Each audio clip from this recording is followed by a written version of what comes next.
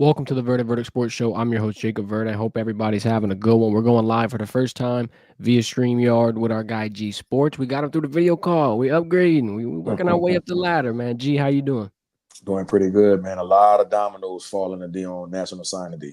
It's going to be a big episode. We got a lot of information for you. We're going to be covering who you should be looking for LSU to sign. I mean, look, about half of the commitments are signed. You're about at the lunchtime, noon period. You got about all the information you need for some people. Now, there's some big dominoes left. You got your Jahkeem Stewart, your DJ Pickett, Solomon Thomas. You also got some transfer portal news. We'll be here to break it all down. But, G, I got a couple of questions for you. Let's just jump right into the gate, right? What are you hearing through some of these top prospects in Louisiana? What is LSU going to have to do to get that John Hancock, to get that ink to dry today? Well, a couple of my sources close to the Jahkeem Stewart situation, unfortunately, he won't be signing with LSU today. He'll be signing with USC. For the last few weeks, maybe going back to a month ago, Oregon was the front runner.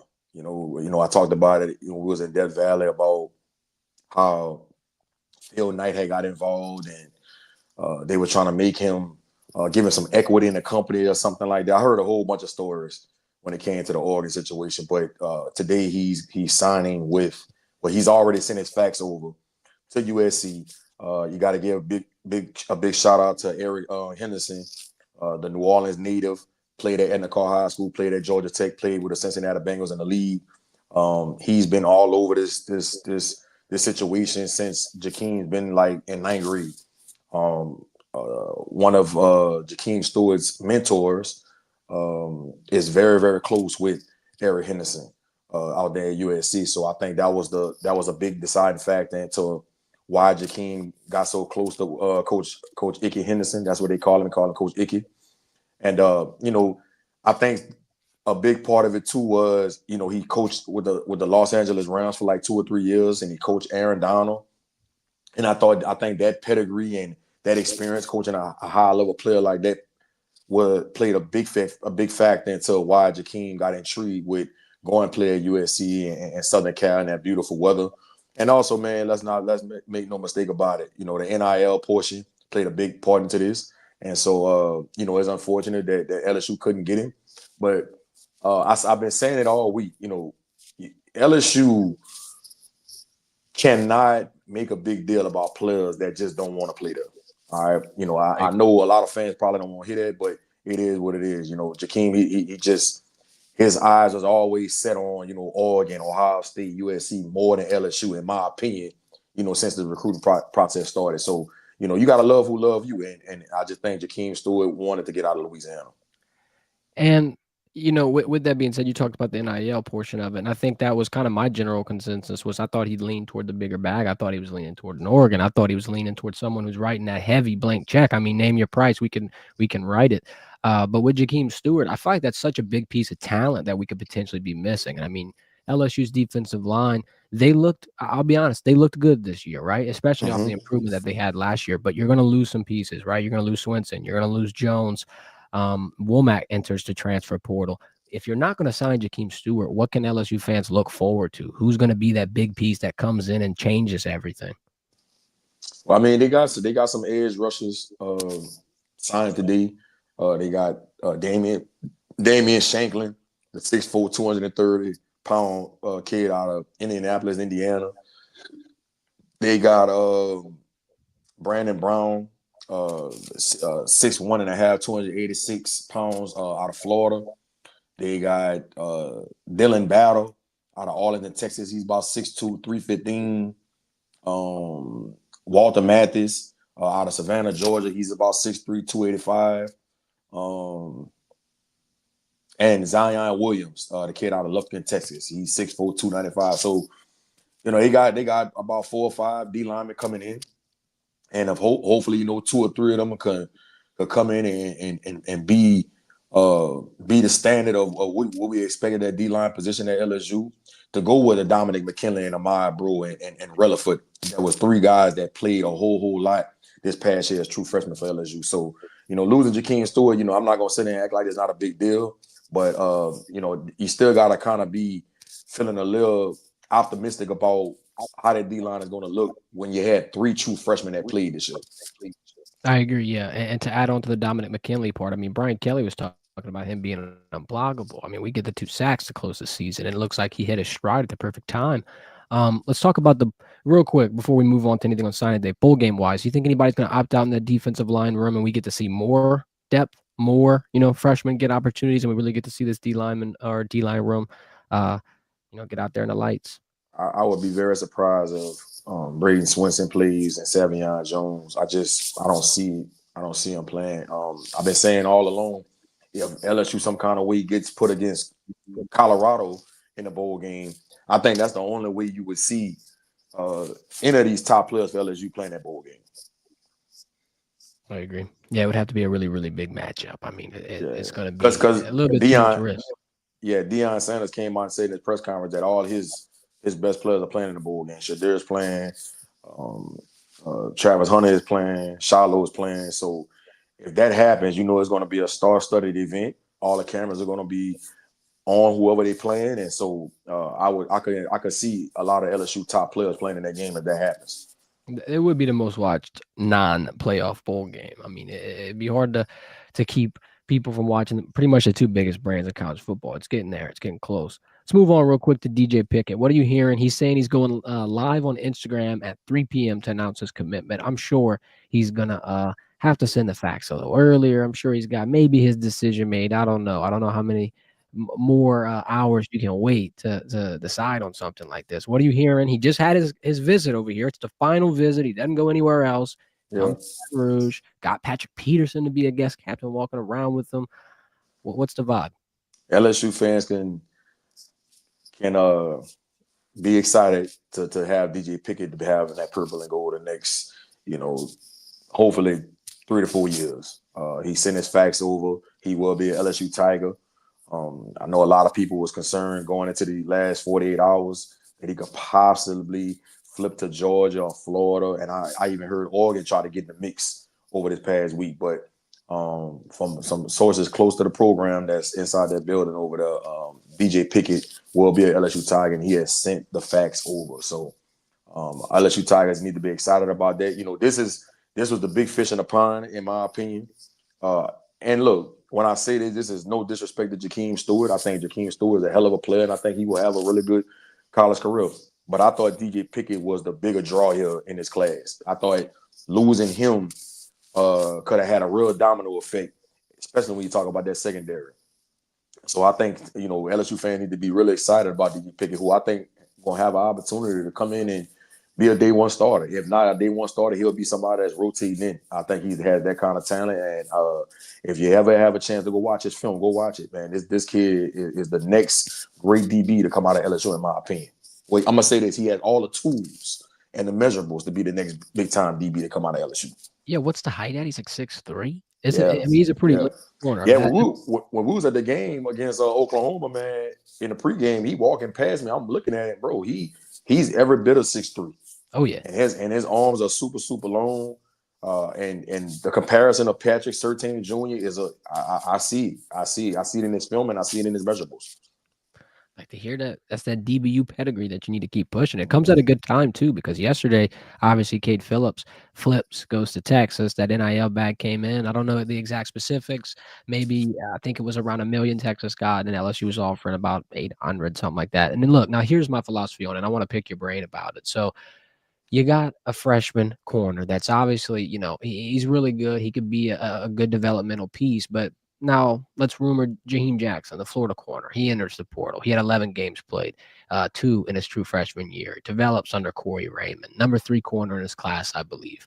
Why don't you just take a shot on someone like that? Does that seem like the safer option? Does it seem like what LSU's doing? And if you get, Aiden Anding signed this morning. DJ Pickett, you're saying signed. If you get Jahkeem Jackson, I feel like that's a corner overhaul like that. What do you feel about it? What are the odds, and are they going to be in the mix? Let me speak on Aiden Anding. And this is why I'm not really concerned about them losing Phillips. Good player. I thought he was going to come to LSU and be a good player as well. Aiden Anding is one of the best DBs in this class. And I'm not just talking about the state of Louisiana. I'm talking about the country.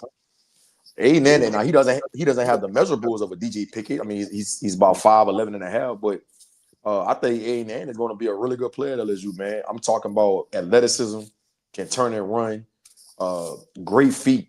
And if you ever seen him play basketball, man, you need to check him out. He has some of the best on-ball defense I've ever seen in high school basketball. He picks his man up 94 feet. He can turn and run. He has a really, really good bag. He has a bag on the offensive side of the court where he can get buckets. This kid is the ultimate athlete that you want. And I think Corey Raymond is excited about Aiden Andy. I thought that LSU took a little loan to offer him a scholarship going back. I think they didn't offer him until maybe like June or May or something like that, around the springtime. And, I thought he was somebody I was advocating for during the middle of his junior year that he should have got the offer from LSU. I think he's that good. I think he's somebody that when we look back 2 years from now, we're gonna be talking about Aiden Andy was one of the best DBs, not only in the state of Louisiana in his class, but in the country. Talk about Jahkeem and what you see from him, and if you think LSU is going to be able to grab him, and if he comes, I mean, how big of an impact is someone like that? Third year player, was a highly ranked corner, and then also it's like, could he guide someone like DJ and Aiden? Or, I mean, how valuable would that move be? And is LSU really on that trail? I don't know how. I don't know if Jahkeem is somebody that's on LSU's radar.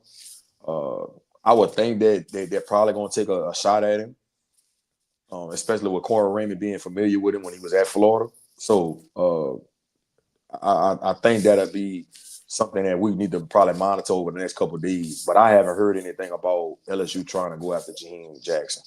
Okay, so they're feeling confident with who they got rolling forward. I mean, National Stamp showed a lot of flash.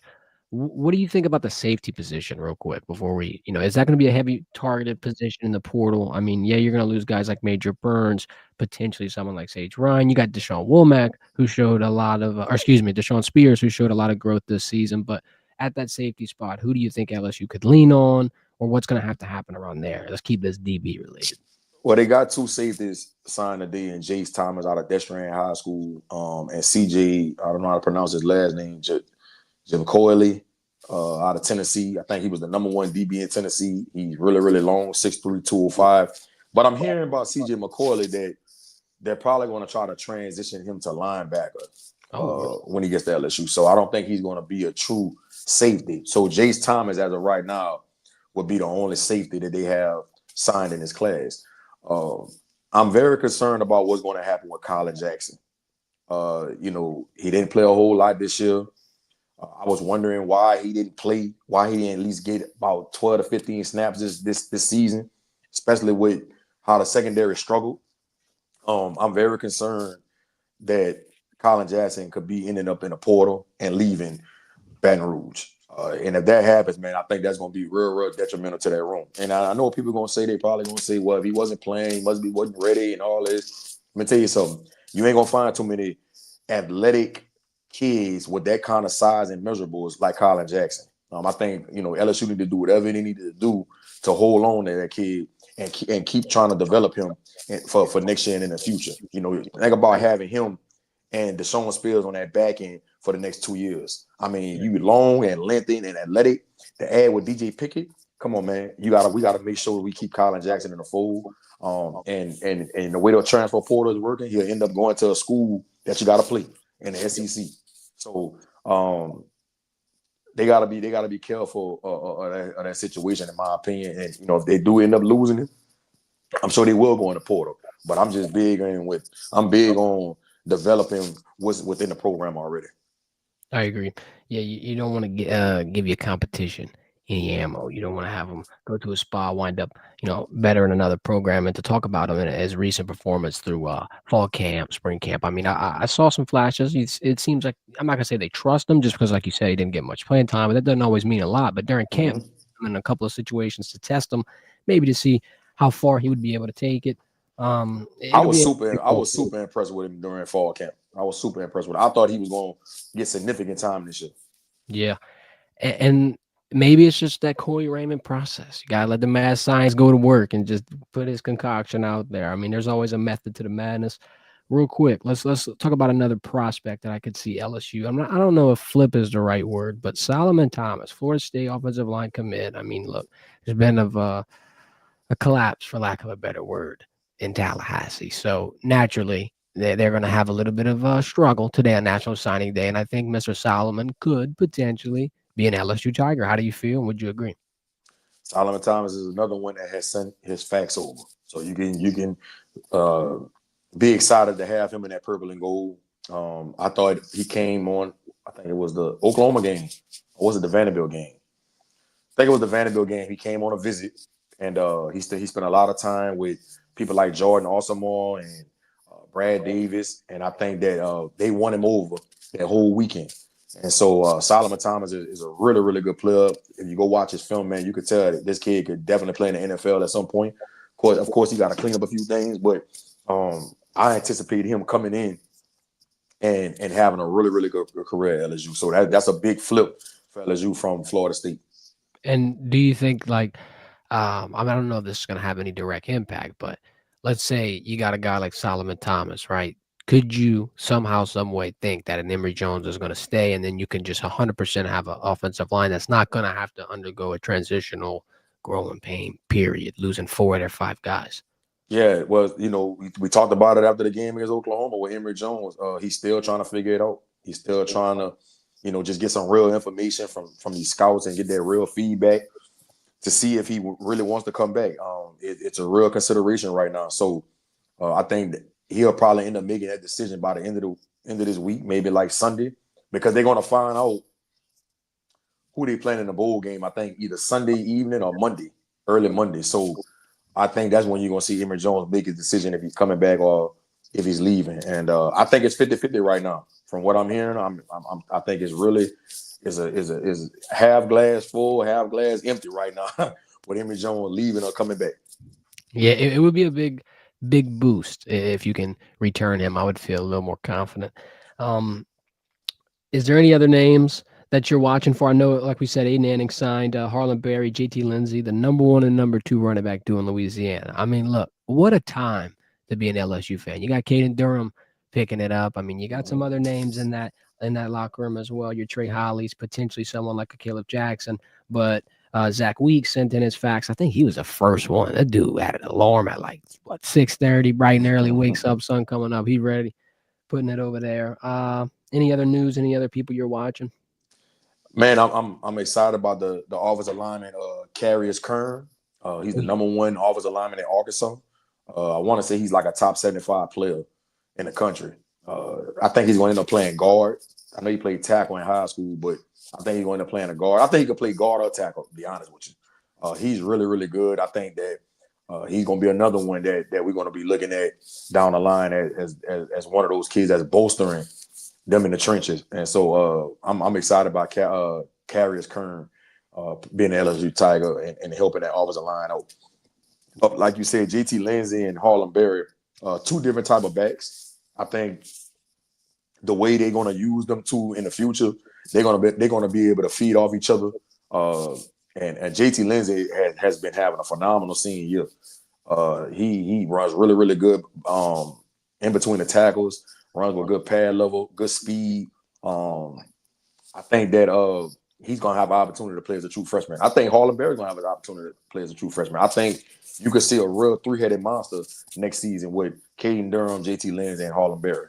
And you could motion Harlan Berry to the slot and use him in that aspect too, because he's a really, really gifted route runner and he can catch the ball, natural catcher of the ball. So they got some weapons in that backfield. It's gonna be exciting. Well, I got everybody's attention. Hit the thumbs up, subscribe, go follow my guy G Sports on Twitter real quick. I just want to get everybody's attention before we keep on moving on. I want to make sure. Let's go to the comments real quick. We got our guy Arrowhead Outfitters asking, what time is Jahkeem Stewart signing? Should it be coming up, G? Do you know exactly what? They're having a ceremony as we speak. And I believe LSU has another. Well, I'm not Yeah, gonna Taron say. Francis over there in the car signing with Wide LSU. receiver, So 6'1", 200. He's a mhm. four-star, I believe. Talk about him real quick. Let's talk about Taron, because look, it's not looking like you're gonna get the other end of car prospect that everybody was gung-ho about. But I think Taron Francis, what do they call him? Man-child? Man-child, and he's definitely a man-child. Taron is one of those kids that's been starting in that program since he was a sophomore. Once he catches the ball, uh, it's tough to bring him down. He kind of turns into a running back in a sense. He was number 14 because he idolizes his game after DK Metcalf, and that's how he runs, and that's how strong and physical he is after he catches the ball. I think he needs to clean a few things up, as far as like with his releases and stuff at the top of the route. But Taron Francis has all the makeup to be a really, really good receiver when it's all said and done at LSU. And I've even heard some rumors that they might even let him play a little running back too in certain packages because he's a very dynamic talent. And so Taron Francis is definitely somebody that people should be excited about for the near future going to LSU. I thought Corey Adams, the DN that got signed with Ole Miss as in the car, I thought that was somebody that LSU should have tried to flip.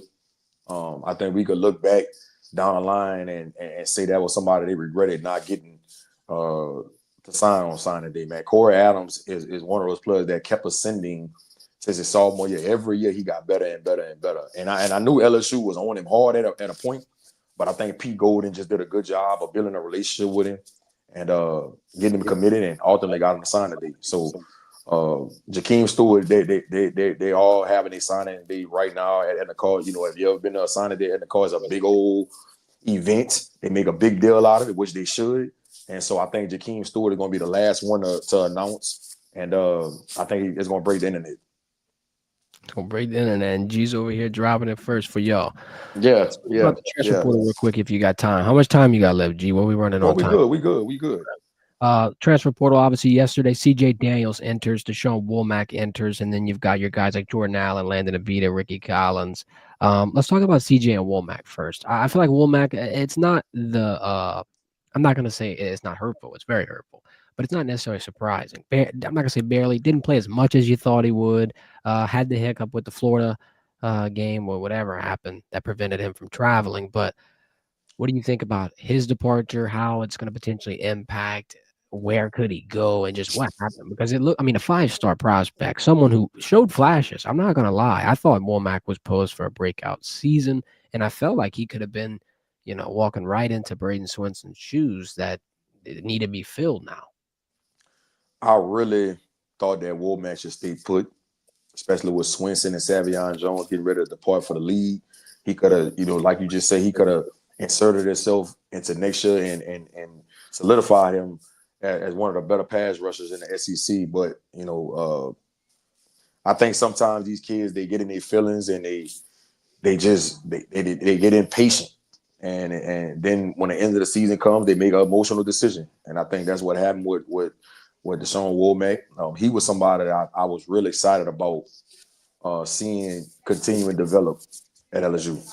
Ricky Collins, I thought the writing was on the wall with that, especially when you saw him put Swan in the game against Oklahoma after Ricky was the number 2 player on the depth chart early in the season. So I thought that was the writing on the wall that he was going to get in the portal. The CJ Daniels one really threw me for a loop, especially when you know that Kyron Lacey is departing.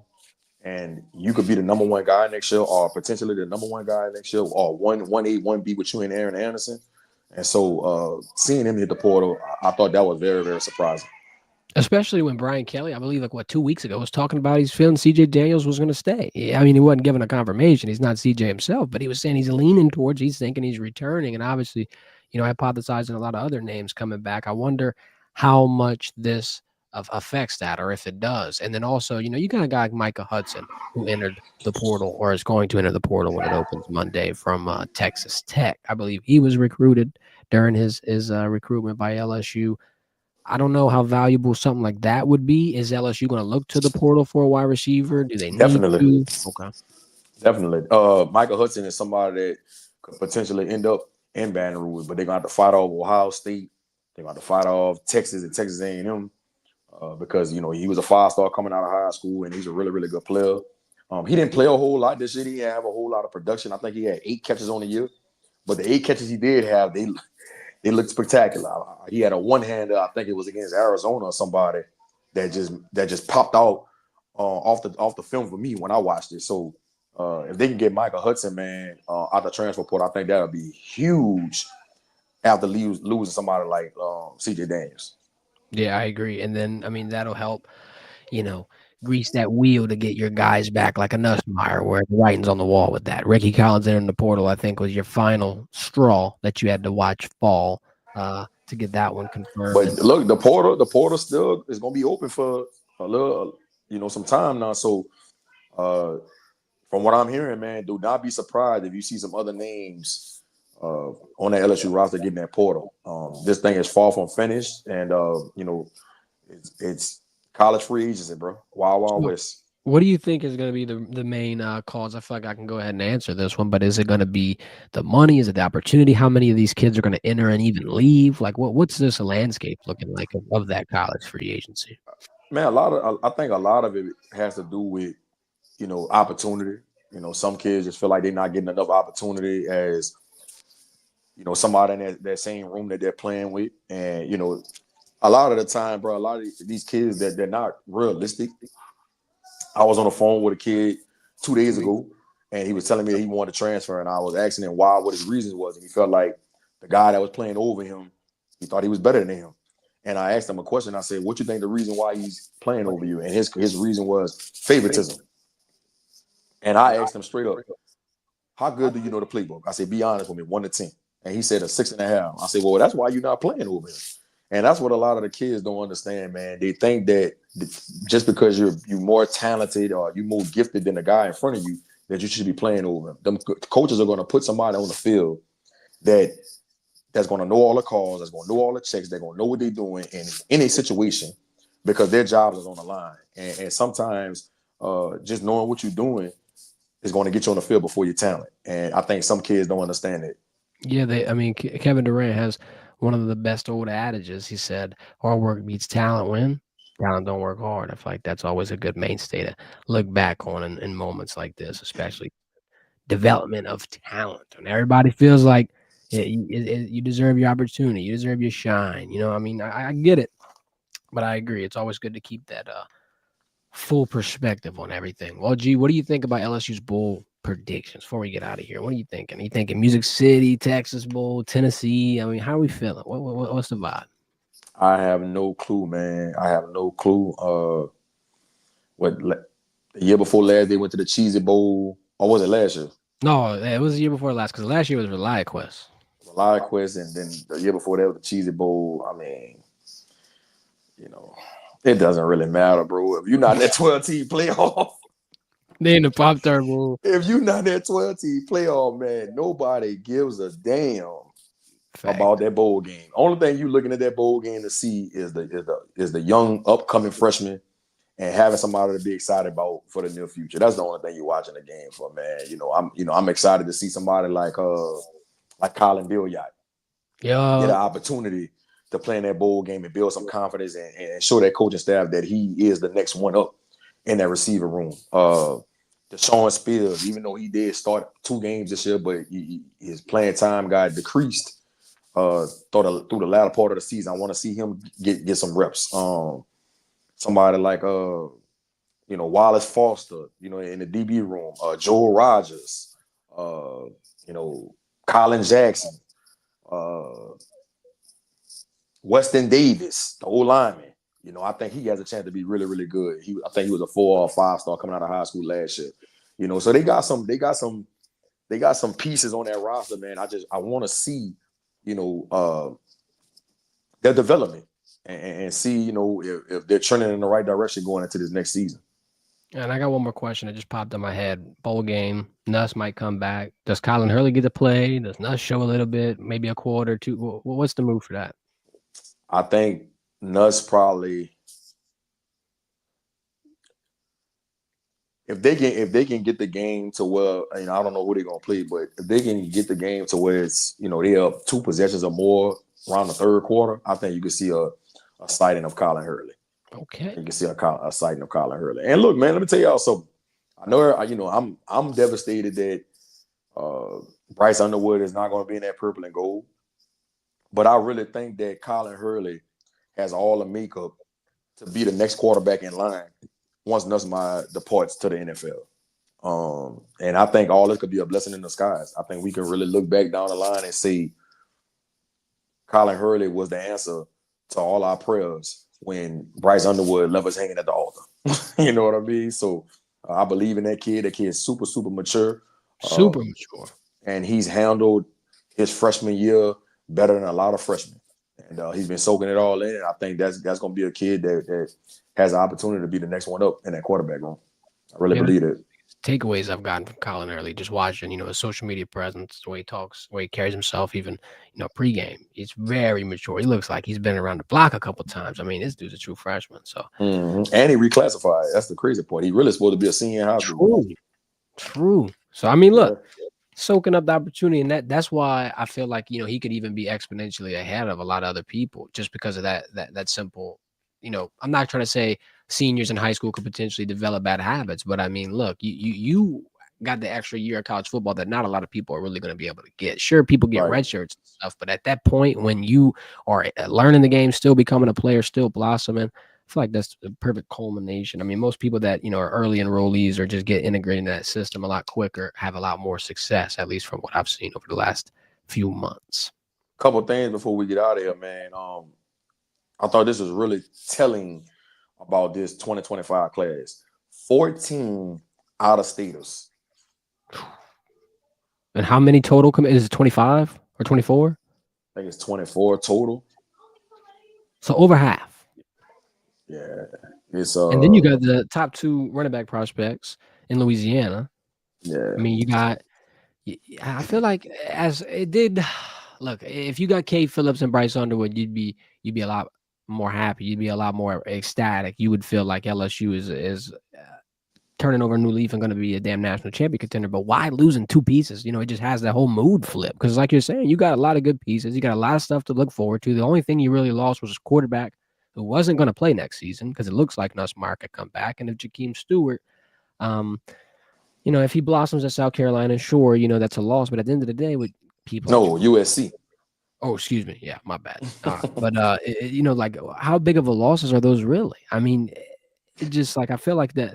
Yeah, it's 2 5-stars, but it's just like the reaction is more towards that, more towards wanting the number 1 player and just wanting this ranked class. But at the end of the day, I feel like if you get caught up in the rankings, caught up in the grades, the stars, all these different little nuances of it, you don't really get the big picture. How many NFL superstars were either unranked, didn't get opportunities, 2 stars, 3 stars? I mean, it's not all in the ratings. I think that's that. Well, what does Nick Saban call it? The rat poison. I think that's that damn rat poison. And look, I'm gonna be honest with you, bro. I'm a little old school with this.